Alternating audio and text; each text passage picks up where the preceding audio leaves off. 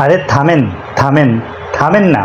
আজকের ভিডিওটা আপনার জন্য না, আজকের ভিডিওটা তাদের জন্য যারা ইলেকট্রিক্যাল এর কাজ করে কিন্তু একটা লাইসেন্স নেই, বা যারা ইলেকট্রিক্যাল লাইসেন্সের জন্য আবেদন করেছে কিন্তু কি পড়বে বা কোথা থেকে পড়বে বা কী প্রশ্নগুলো আসে এই বিষয়গুলো জানেন না।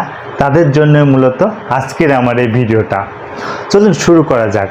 আমার দীর্ঘ 10 বছরের জব ক্যারিয়ারের এক্সপিরিয়েন্স আপনাদের সাথে শেয়ার করব, এবং কিভাবে বই না পড়ে আমি আমার এবিসি সুপারভাইজার লাইসেন্সে উত্তীর্ণ হলাম বা আমার ইলেকট্রিশিয়ান লাইসেন্সগুলোতে উত্তীর্ণ হলাম, কি টাইপের প্রশ্নগুলো করা হয়েছিল, আমি কিভাবে প্রস্তুতি নিয়েছিলাম, এ সম্পর্কে আপনাদের একটা বেসিক আইডিয়া দিব।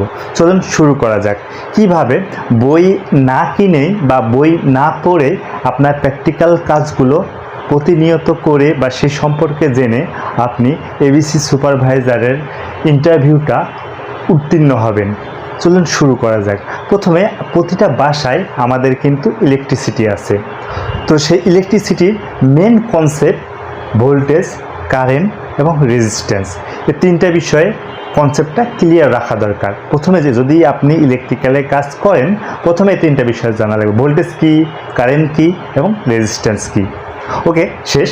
তারপরে আমাদের প্রথমে যদি বাসা বাড়িতে একটা ইলেকট্রিসিটি লাইন ঢোকে, তো দুইটা কেবল দেখবেন, একটা ফেজ, একটা নিউট্রাল।